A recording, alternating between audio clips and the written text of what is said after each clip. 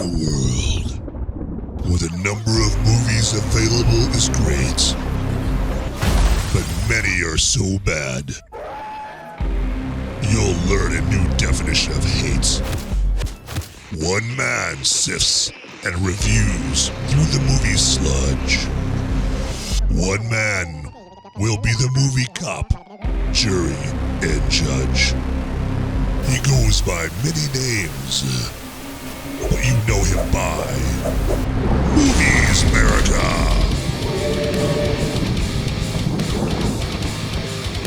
Hey, all you beautiful movie-loving people out there, live from a red carpet somewhere, surrounded by celebrities. This is the Movies Merica podcast with Van Ebert, where movie reviews meet cold brews. Van will review your favorite and maybe not so favorite movies while enjoying some ice-cold beers and saying cheers. Now let's head into the theater and join our illustrious movie reviewer du jour, who's no doubt got the beer ready to pour, Van Ebert. Yo, yo, yo. Hey, everyone. Thanks for joining Movies Merica this week. All right. Welcome on in. Come on in. Settle yourself down. Have a seat. Relax your mind. So today, it's gonna get real. It's gonna get truthful, and we're gonna be talking about Candyman. And just to get you warmed up here, here's a trailer for Candyman. White folks are going down. They have the lack of compassion that melanin comes with compassion. Melanin comes with soul that we call it soul. We soul brothers and sisters. That's the melanin that connects us. Right. So the people that don't have it are a little less. They're acting out of fear, low self-esteem. Therefore, the only way that they can act is evil. The only way they have to rob, steal, rape, kill, and Fight or flight, okay. in order to survive. Little black boys are getting shot at, but whiteys will go to Mars. Black families from coast to coast didn't eat today, but whiteys will enjoy their 3-course meals in their spaceships. Black bodies are depleted on the killing fields, and whiteys run it. We affirm putting an end to the killing fields. Black bodies are done with it. Thus, all whiteys should be sent on a one-way trip to continue their deep space exploration and find a new home. Black bodies will keep Earth. This is our way of destroying the killing fields that whiteness has ruled upon it. Whoa. Sorry about that. Hey, just honest mistake. My bad. I thought that was the trailer for Candyman there. I'll tell you, it's, hey, man, do I have egg on my face right now? I apologize. I'm so sorry about that. But, really, after you watch this movie, you might listen to that and go, you know what, that would work suitably. That would work just fine for the trailer for this movie, Candyman. Wow. Okay. This is, this was a trip and a fail. They could have made a great remake of a classic horror movie, a movie that I love, Candyman, but we'll go into this more here later on, but let me take this moment here to remind you that this podcast, Movies Merica, is on Google Podcast, Apple Podcasts. We've got it on Stitcher. We've got it on many other usual podcasting suspects there, so you can check that out there. And also, I am actually on moviesmerica.com. You can get the podcast episodes there as well. And then also I'm on Instagram and Twitter if you want to go ahead and see what I post up on there, or if you want to, if you want to put any kind of post on there, DM me, whatever you want to do on there. Also on Apple Podcasts and Google Podcasts, feel free to, go on down to the bottom there and give me a 5-star rating if you so desire. No coercion here. I'm not going to guilt you. I'm not going to bait you into giving me a 5-star rating. Only if you want to. Okay? All right. Much appreciated. And so, I've already said that I'm going to be reviewing Candyman. And I am going to be drinking a beer here, as I typically do during my movie reviews. I follow up my movie reviews with cold brews.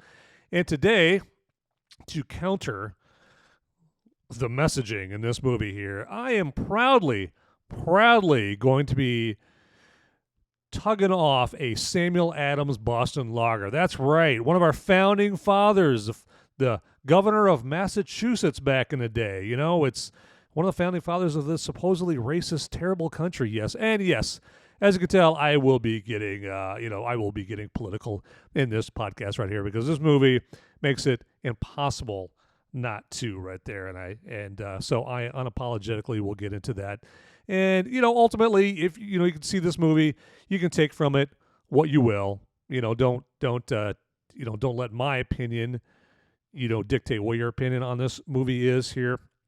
But yeah, I have to say I loved the 1992 original Candyman, and the original Candyman it did have its racial overtones to it as well. I mean, the main character Candyman is from a former slave that was a painter, and he was painting a beautiful young white woman, and they fell in love, and she gave birth to his child, and she admitted what had happened to her white father, and her white father went after Candyman. His real name was Daniel back in the day, and went after Daniel and tortured him, and it was a disgusting, sick story, and what they did to him, terribly wrong, and then from that, the legend that is Candyman was born. So, of course, even the original movie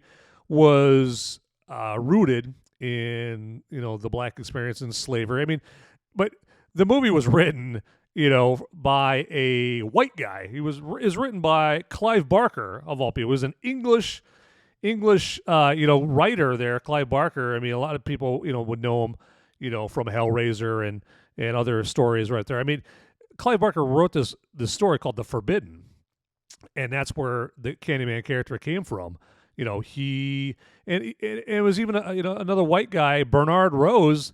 They're the ones who wrote, they both wrote the movie back in 1992 here, and Bernard Rose directed the 1992 movie that is a horror classic, and so.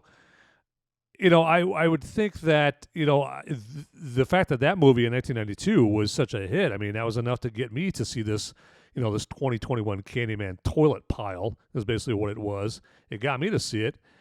But, so I don't mind, the story touching on racial themes, being started in the days of slavery and then translating over to Cabrini Green, the projects there in Chicago. And if you've seen the original Candyman movie, you'll know that of the Cabrini Green projects and how that how this Candyman story in that movie was involved that there. And so I mean the movie could have been just a great updating, a good modern retelling of a great movie. I mean, the 1992 Candyman didn't really need any improving on. I mean, of all the horror classics that they could have redone, Candyman really didn't need to be redone. I didn't think.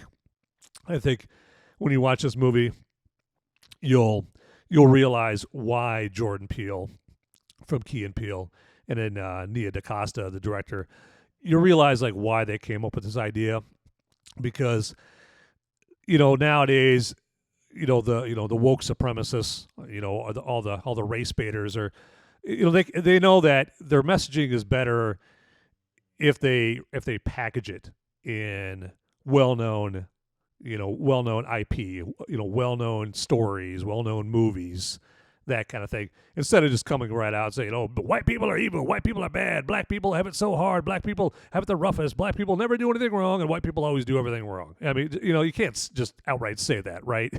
You gotta package it. You gotta make it slicker. You gotta make it, more sophisticated, and just kind of, finesse the people into, believing your message. And that's what, taking classics, like Candyman, and just crapping all over them in this way.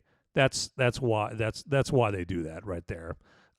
I mean, there's a character in this movie named William Burke, and his character runs a laundromat. And one of the things that ticked me off here in this movie is he says white people love what black people produce, but not black people themselves.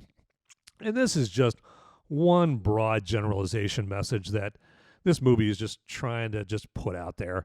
And normally I would think, okay, well, this is just a character, and the character's theme, what the character is a like a race baiting kind of character, right? A woe is me, all black people are victims, all white people are oppressors kind of character. And so his lines, his dialogue in the script is based around that, and so that's his niche in the screenplay.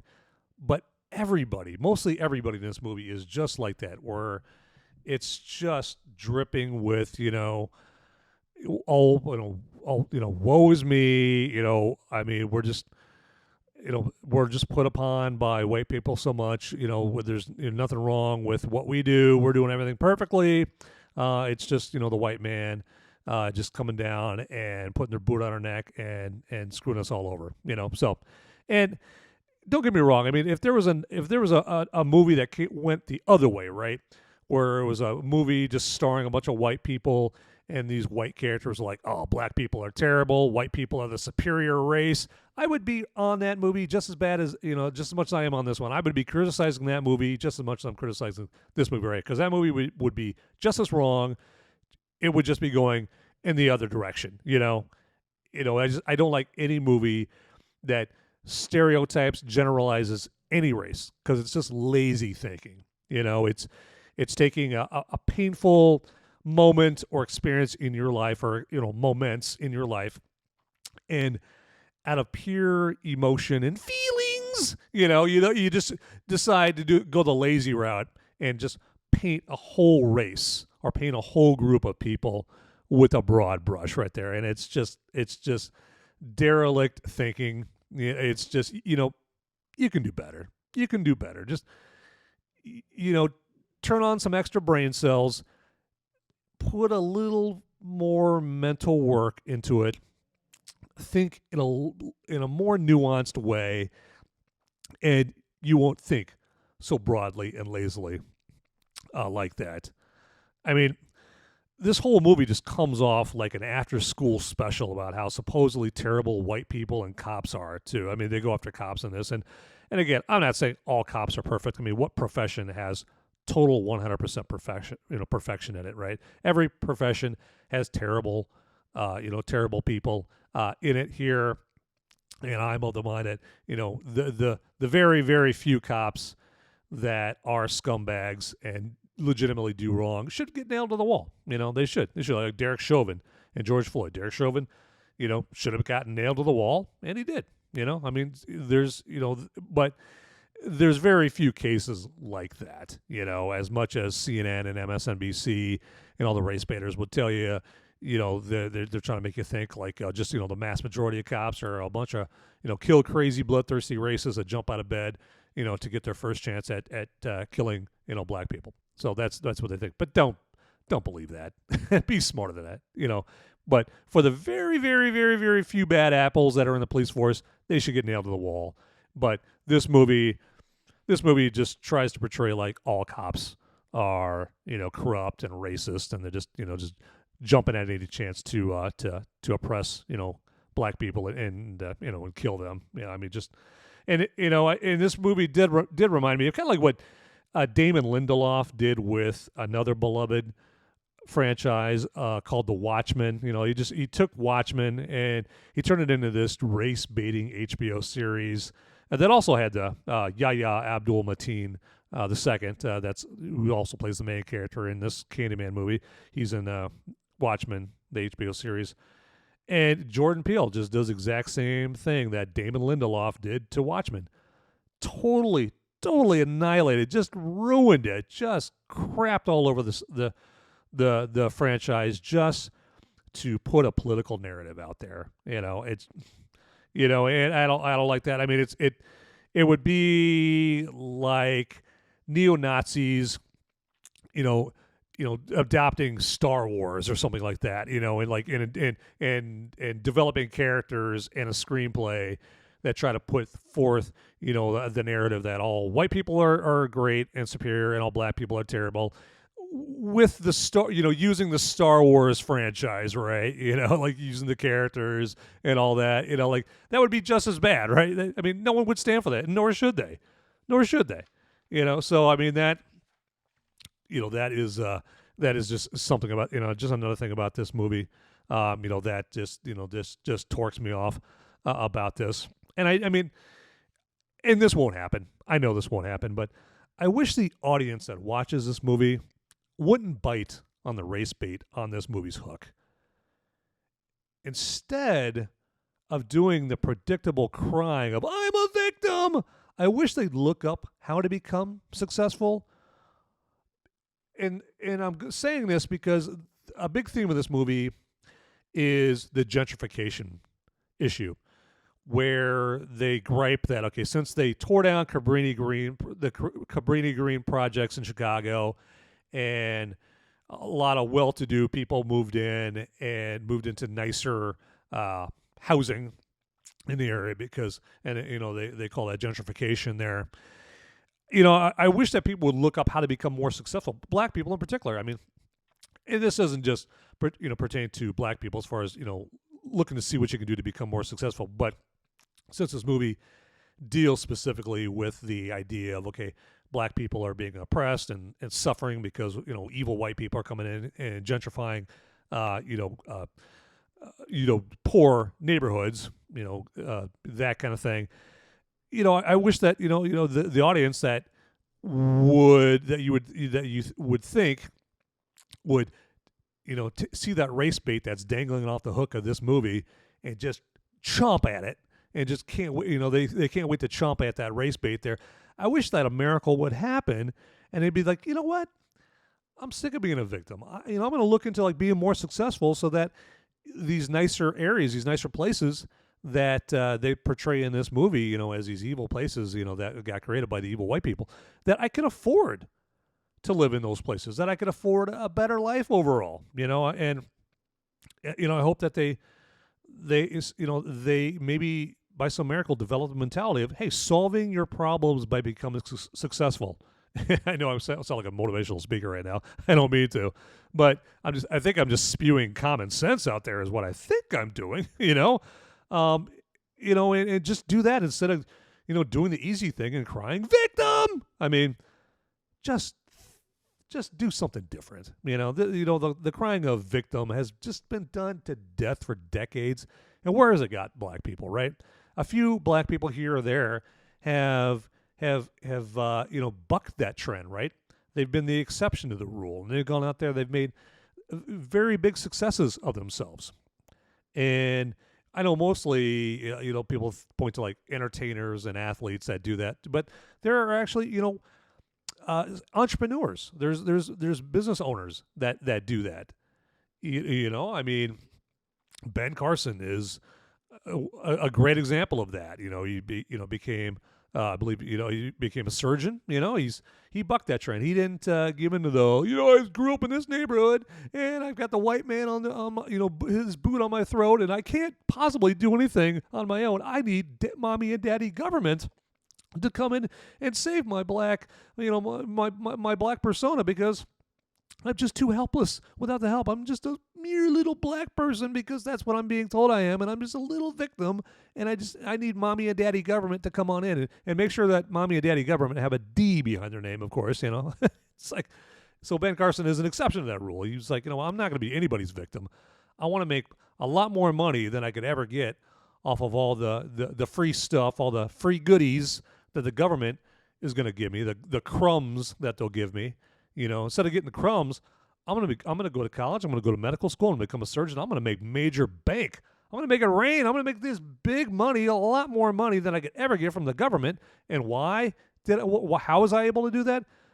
By coming off the Democrat plantation and not limiting myself and working hard and becoming successful. Now, if we could get more black people, and you know what? Again, like I said, this is not just a message for black people. white people need to do that. There's plenty of lazy white people out there too, that don't realize their full potential and cry victim as well. So it's not that. But this movie is made by black creatives. It's clearly mostly directed towards creating animosity and hostility with black people. So, and since I need to cool myself down here, I'm gonna have another tug off my Samuel Adams Boston Lager.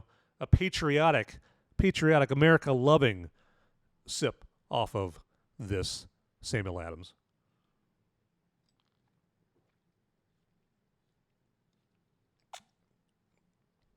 It was good. So, is America perfect? No, by all means. I am not gonna. I'm not saying that. I'm not gonna say that. It is not perfect. But people need to stop acting like America is the only imperfect country in the world. People need to stop acting like America is a systematic, racist to its core country. It is not. There's racism here and a racism there, a racist incident here, a racist incident here. There is not one country where that's not true. Sometimes there's a racist incident in France, and there's a racist incident in Belgium. There's a racist incident in Russia. There's a racist incident in Australia. It doesn't make these countries racist. You're never going to get rid of racism completely. You're not totally going to get rid of racism ever. Okay? Unless you have some kind of mind control device. Tell me exactly how are you going to stop some random guy sitting, in his double wide, down south, thinking the N-word in his mind at some point, right? That's a racist thought. He might even say the N-word. That's a racist thing to say. That's a racist. How are you ever going to stop that? That's my point, is you're not ever going to stop racism, okay? But that doesn't mean that because you have some redneck like that, or, you have and racism isn't just white towards black. There's black people being racist against Asians. There's Asians being racist against white people. There's, all kinds of different racism. You're not ever going to get rid of racism, and stop acting like whites being racist towards blacks is the only kind of racism. Stop acting like just because you have a racist incident here and a racist incident there, that systematically makes America racist. Okay. Done with that part of the rant. Okay. Just to get back to the success thing, ironically, in this movie, the main female character in Candyman, Brianna is her name. She's played by Teyonah Parris. And she is ironically, to go against the message of this movie, she is a strong black woman that works to become a successful art gallery director. That's her occupation. That's what she does in this movie. Brianna's character is a very successful art gallery director. She's not a victim. And so that is a character in this movie. That's one of the positives of this movie, is that's a character. If I was a audience member, on the cusp of crying victim after I watch this movie, I would look at her character and go like, hey, she's well-dressed, well-spoken, living in a nice loft, making major bank. I'm not getting that, from Bernie Sanders. How do I get, oh, that's right. She got educated. She bettered herself. She bettered her mind. She expanded her mind and possessed more knowledge and became successful. And so she got that life that I want to get. And so that just I would hope it's not going to happen, but I would hope that that's the message that people take away from this movie and counter the objective that Jordan Peele, who produced this movie and produces all kinds of other race baiting movies in the guise of horror movies, like Us, and what was that other crap movie that he did? Get Out. People praise that movie. I'm like, okay, I watched that movie. Get Out is just more race baiting crap wrapped up in a horror movie. So anyway, as far as like the horror movie elements of this, the killing scenes, even those were just tiresome and dull. In the 1992 Candyman, the gore, the bloody killing scenes were just shocking beyond belief. I mean, they had the one scene in the original where Virginia Madsen as Helen Lyle, she's sitting there at a desk, and there's like a psychiatrist talking to her at his desk, and just suddenly Candyman appears behind the psychiatrist, just starts ripping him in half with his hook, and it is graphic, it is intense, and it's well earned because the movie's atmosphere led up to it. The pacing of the movie lended itself to making these moments of violence, gore, and murder and killing. It made, it built it up to the point where it was so shocking and impactful when it happened. And I remember like my eyes bucking out of my head going, oh my God, oh, whoa. The killing scenes in this new Candyman piece of crap were like I said, they're just monotonous, dull, just boring.